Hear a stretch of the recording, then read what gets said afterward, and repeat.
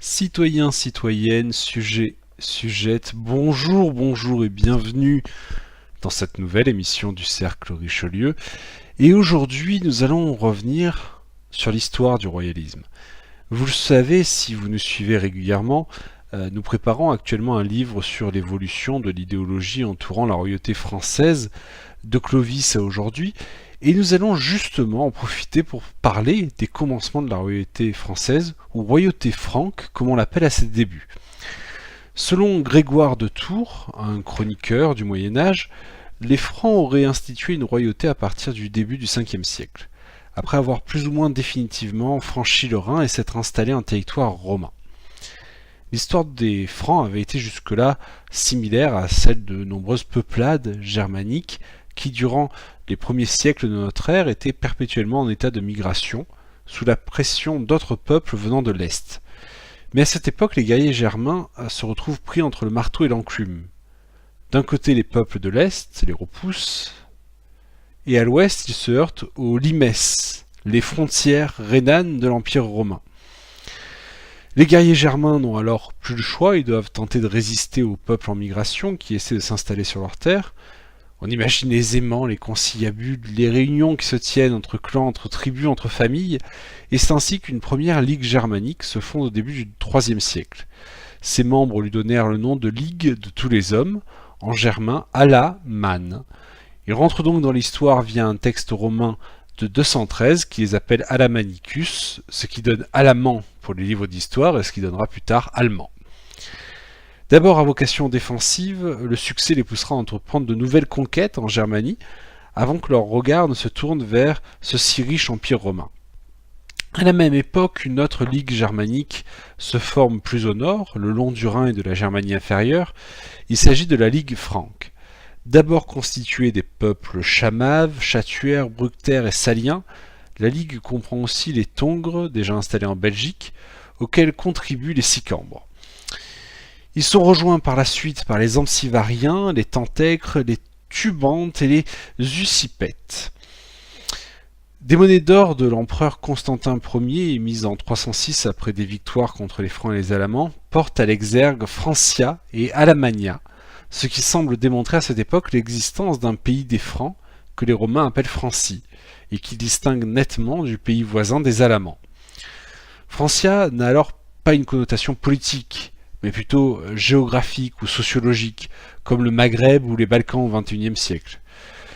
Au IIe et IIIe siècle, Francia désigne alors une ligue ou confédération de peuples germaniques installés sur cette fameuse rive inférieure droite du Rhin, au-delà des frontières de l'Empire romain. Durant le IIIe et le IVe siècle, les ligues franques et alamans vont multiplier les incursions en territoire romain, facilitées par le désordre politique constant qui accable l'Empire à cette période.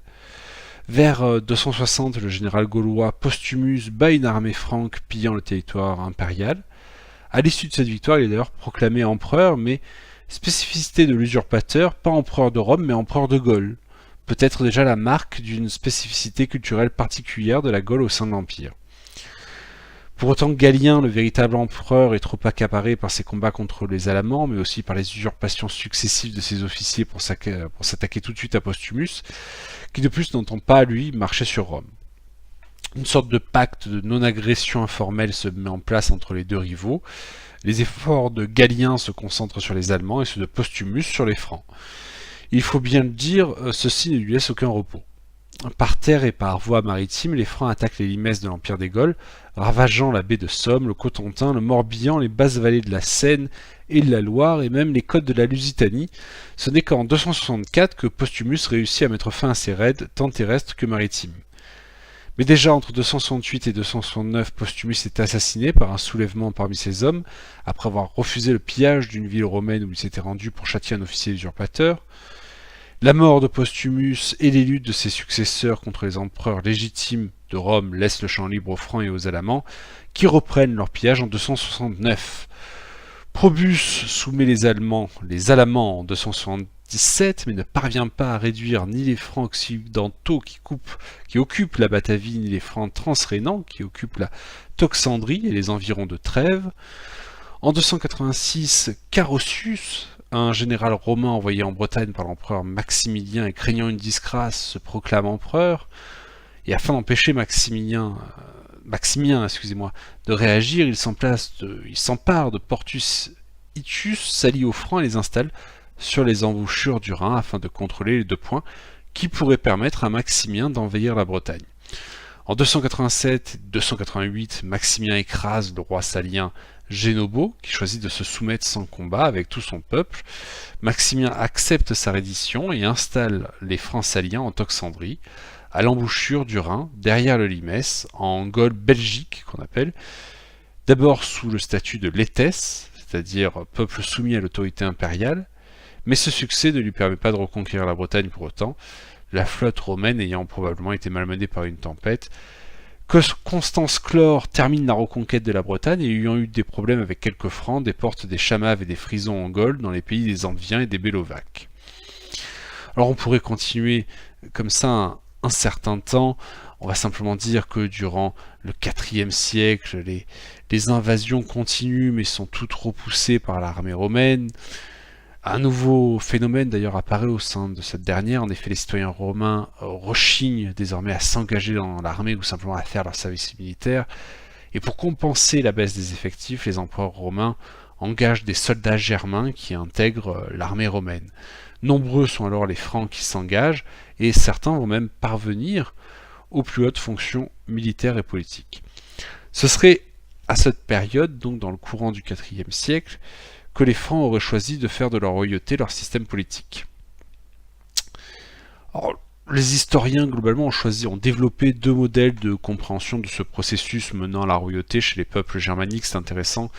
Un modèle ethnogénétique et un modèle anthropologique qui se complètent en fait. Alors d'un côté vous avez des historiens comme Reinhard Wenskius et Herwig Wolfram, des historiens qui ont étudié la construction identitaire des peuples germaniques. Ce sont les principaux tenants du modèle ethnogénétique qui place la royauté au cœur du processus de formation des peuples. Pour eux, la royauté serait alors le noyau de tradition permettant la fusion de plusieurs peuples en un seul. Jusqu'ici, les Francs prenaient l'organisation typique d'une confédération, un peu à la manière suisse, de peuples autonomes qui acceptent de partager officiellement une destinée commune, en particulier dans la défense de leurs intérêts et la lutte pour la survie. La royauté aurait changé cela en unissant officiellement ces peuples pour n'en faire plus qu'un. L'insertion dans le système impérial romain des élites franques contribue à la nécessité de l'apparition de la royauté, même si elle est déclinée sous la forme de petites chefferies. Petit à petit, les Francs s'installent à l'intérieur de l'Empire, deviennent les auxiliaires militaires des autorités civiles romaines, mais pour permettre l'établissement de relations politiques normales, les Romains ont besoin d'interlocuteurs, dotés d'une véritable autorité et pas seulement d'une dignité représentative. L'apparition de la royauté donc chez les Francs accompagne le développement progressif d'une conscience identitaire et d'une nouvelle forme d'organisation politique qui était le produit du contact avec Rome, de l'intégration dans le monde romain et de la réception de modèles culturels antiques. En d'autres termes, historiquement parlant, les Franciers et leurs rois commencent à exister de par leur contact avec Rome, commencent à se former en tant que peuple et en tant que royauté par des contacts avec l'autorité impériale. Il faut bien comprendre que au sein des sociétés germaniques qui précèdent l'avènement de la royauté, le pouvoir s'organisait autour d'assemblées d'hommes libres, de conseils des anciens, de chefs de lignage, mais qui ne détiennent tous qu'une partie du pouvoir. À la différence de ces organes politiques, plus représentatifs qu'autoritaires, la royauté tend à dépasser le cadre familial, sans le supprimer bien sûr, mais en le ravalant à un statut inférieur, d'où il pourra être dominé. Et ce faisant, le roi assurera la paix entre les familles constituant son peuple. Dès sa constitution, la supériorité royale tend, à la différence des organes politiques précédents, à assumer un fondement divin, entraînant l'assimilation des souverains aux dieux et aux fonctions qu'ils assument. L'accession au pouvoir d'un roi à cette époque marque donc la concentration des pouvoirs qui étaient habituellement séparées dans les sociétés germaniques, notamment quant aux affaires civiles, militaires et religieuses. Le roi cumule particulièrement deux fonctions, la fonction de juridiction par laquelle on proclame le droit, on rend la justice, on garde les biens sacrés du peuple, et la fonction guerrière qui assure la prospérité. Alors pardonnez-moi pour cette introduction un petit peu longue, mais ô combien nécessaire à mon avis pour comprendre dans quelle situation la royauté franque va apparaître. Des premiers rois francs, qu'on appelle saliens, on ne sait que peu de choses. Le Liber Historiae Francorum, ou livre de l'histoire des Francs, ou de la geste des rois des Francs, fait remonter à un certain Pharamond, la souche mythique de laquelle émergèrent les Mérovingiens. Alors je vous ai déjà parlé de Pharamond, je vous ai déjà parlé de la fascination que ce personnage exerce sur un certain nombre de royalistes. Malheureusement, il faut reconnaître que l'historiographie moderne n'a fait que peu de cas de l'illustre personnage, la raison toute scientifique étant que l'auteur anonyme du Liber Historiae Francorum, le livre dont je vous parle tout à l'heure, écrivait au début du 8e siècle et reprend comme unique source d'information les livres de Grégoire de Tours, qui étaient eux-mêmes écrits au 6e siècle sur l'histoire des Francs, en y ajoutant quelques données, dont notamment celles concernant Pharamond. Alors, étant donné qu'il ne dispose d'aucune autre source que celle des livres de Grégoire de Tours, comment l'auteur du Liber Historiae Francorum pourrait-il, dans ce cas, connaître une information qui aurait échappé à Grégoire de Tours lui-même? Donc on pense qu'il s'agit plutôt d'une tentative de justification tardive de la royauté franque en lui donnant une origine un peu mystique et en peut-être inventant une généalogie. Donc s'il est vrai qu'on ne peut que supputer sur la réalité d'un personnage aussi conséquent que Pharamond, il fait parfaitement le lien, une chose est sûre, entre la légende et l'histoire. Dans le Liber Historiae Francorum, il y est dit qu'il est le fils de Marcomir et le père de Clodion le Chevelu. Marcomir est supposé être un roi franc de la fin du IVe siècle, fils d'un certain Priam, ce qui est à la base de la théorie des origines troyennes des Francs, rattachant le peuple franc à une destinée particulière, qui serait celle du peuple troyen destiné à renaître. Clodion le Chevelu est quant à lui l'ancêtre de Clovis Ier, roi de tous les Francs et pilier de la dynastie mérovingienne. Il fut donc par la suite longtemps considéré lui-même comme le premier roi mérovingien. Les historiens faisant débuter donc le règne de Clodion le Chevelu au début du 5e siècle, aux alentours de 420. Clodion est probablement le premier à être considéré à peu près unanimement comme roi des Francs saliens. Comme je vous l'ai dit, il commence son règne vers 420 et il l'aurait terminé vers 448. À Clodion succède Mérové, deuxième roi des Francs saliens reconnu véritablement par les historiens, celui qui donnera son nom à la dynastie. Mais son règne est entouré de plus d'obscurité que celui de Clodion, au point que certains historiens ont hésité à un moment à en faire un roi légendaire au même titre que Pharamond. Childéric Ier succède à Mérové en tant que roi de Tournai. Cité par Grégoire de Tours, Childéric est le premier roi de la dynastie des Mérovingiens dont la filiation soit attestée. On sait qui est son père, qui est sa mère, d'où il vient. Les sources littéraires et archéologiques le définissent à la fois comme un rex, c'est-à-dire un roi des Francs, et un gouverneur romain de la province de Belgique seconde. Du père de Clovis, donc ce fameux Childéric Ier, on connaît beaucoup de choses du fait de la diversité des sources faisant état de son existence.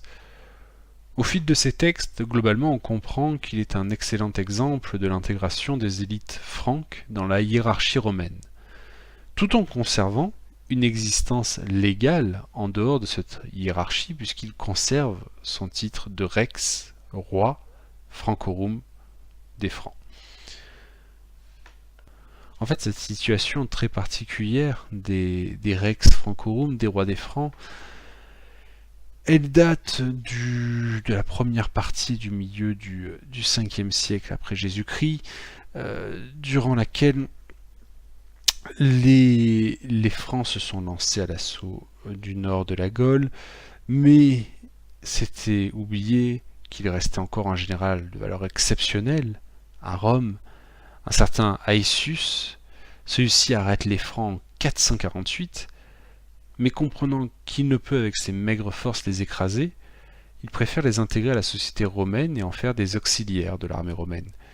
Il confirme notamment leurs annexions à Tournai, Arras, Cambrai, et le Rex à leur tête devient un officier romain commandant des troupes fédérées du secteur qui constituent un pilier de la défense impériale.